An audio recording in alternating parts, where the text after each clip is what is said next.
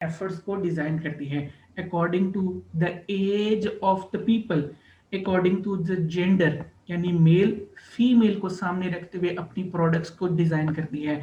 अगर company family size को सामने रखते हुए अपनी प्रोडक्ट्स को डिजाइन करती है, कस्टमर साइज, फैमिली साइज या कस्टमर साइज बेसिकली बोला जाता है कॉर्पोरेट एनवायरनमेंट के लिए, कॉर्पोरेट कस्टमर के लिए। लाइक ये हमारे लिए एसएमई है, स्मॉल मीडियम साइज एंटरप्राइज है, ये हमारे लिए लार्ज स्केल कस्टमर है, ये हमारे लिए जो है स्मॉल स्केल कस्टमर है। ठीक हो गया उसके लिए। और फैमिली साइज नॉर्मली जो हम लोग होते हैं इंसानों की दुनिया से मुतल्लिक।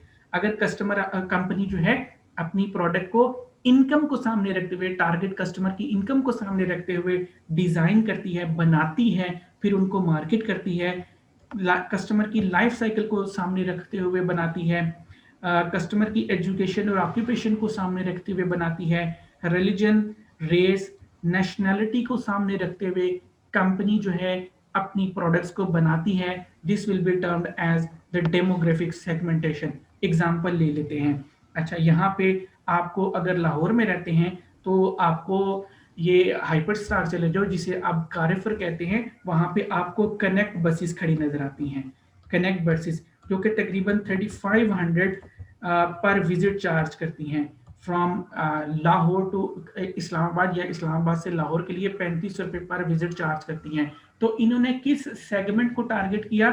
इन्होंने जनाबे वाला इनकम को टारगेट किया कि जो 3500 रुपया बर्दाश्त कर सकते हैं बस वही हमारी गाड़ी में बैठेगा। तो मैंने यहाँ पे ये लिखा कि income and socio economic based इन्होंने अपनी मार्केट को जो है वो डिवाइड किया।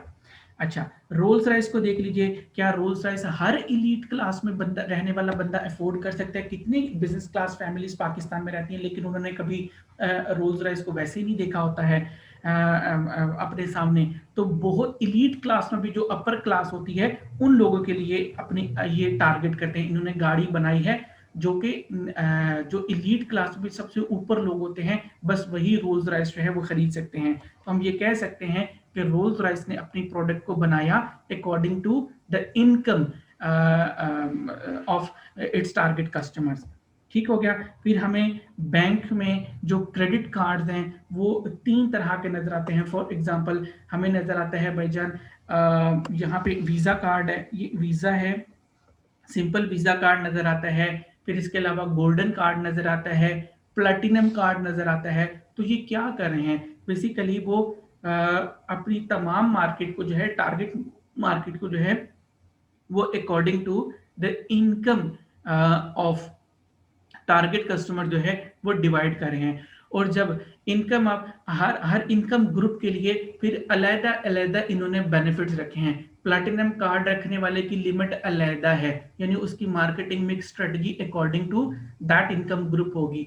अच्छा, गोल्डन कार्ड वाले के लिए बेनिफिट्स अलग हैं, उसकी फैसिलिटीज अलग हैं। और सादा कार्ड होल्डर के लिए जो बेनिफिट्स और फैसिलिटीज है वो अलग हैं। अकॉर्डिंग टू द इनकम वो अपनी प्रोडक्ट को डिजाइन कर रहे हैं और फिर ना सिर्फ प्रोडक्ट को शेप आउट किया है बल्कि अपनी जो मार्केटिंग मिक्स स्ट्रेटजीज है वो भी इन्होंने उसी के अकॉर्डिंग डिजाइन किया।